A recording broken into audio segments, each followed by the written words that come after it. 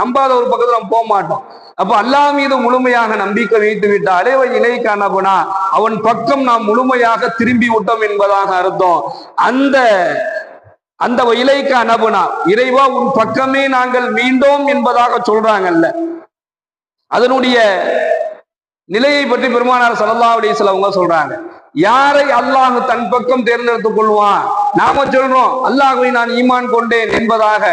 அந்த ஈமான் கொண்ட அந்த நல்லடியார்களுடைய லிஸ்ட்ல அல்லாஹ் நம்மளை சேர்க்கிறானான்னு பார்க்கணும்.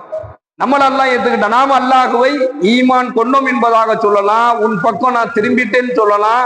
ஆனா அல்லாஹ் நம்ம ஏற்றுக்கொண்டானா அப்படிங்கிறத பார்க்கணும். அதுக்கு ஸல்லல்லாஹு அலைஹி வஸல்லம் அன்னவர்கள் அல்லாஹும் உங்களை ஈமான் கொண்டவர்களுடைய அந்த இறையச்சவாதிகளுடைய வரிசையில் அல்லாஹ் சேர்த்துக்கணும்.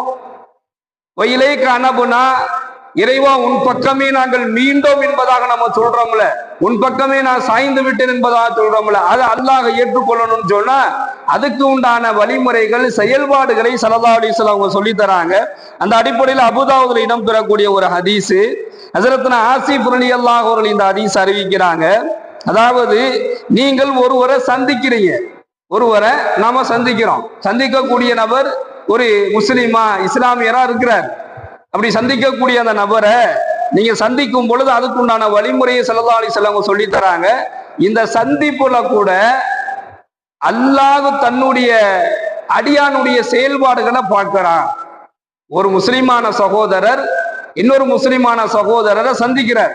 ரெண்டு பேரும் நேருக்கு நேர் சந்திக்கும் பொழுது இந்த சந்திப்புல கூட அல்லாஹ் தன்னுடைய அடியார்களுடைய இந்த செயல்பாடுகளை அல்லாஹ் பார்த்துக்கிட்டு இருக்கிறான்.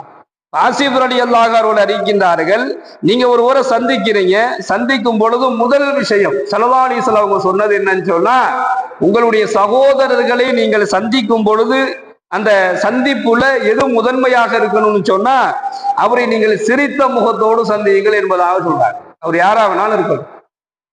ஒரு முஸ்லிமான சகோதரை நீங்க சந்திச்சீங்கன்னு சொன்னா முதல்ல என்ன செய்யுங்க, சிரித்த முகத்தோடு நீங்கள் அவரை சந்தியுங்கள். முதல் பார்வையில அவரை பார்க்கும் பொழுது நீங்க சிரித்த முகத்தோடு பாருங்க.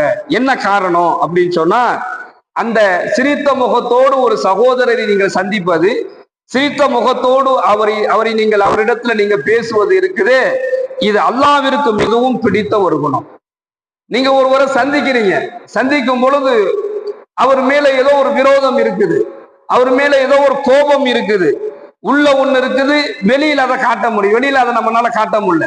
அப்போ உள் ஒன்று வைத்து புறம் ஒன்று நினைத்து அவரிடத்துல பழகுவது பேசுவது இருக்குது, இது அல்லாஹ்விற்கு பிடிக்காத குணம் என்பதாக ஸல்லல்லாஹு அலைஹி வஸல்லம் சொல்றாங்க. இதெல்லாம் சொல்லிட்டு இறுதியாக சொல்லக்கூடிய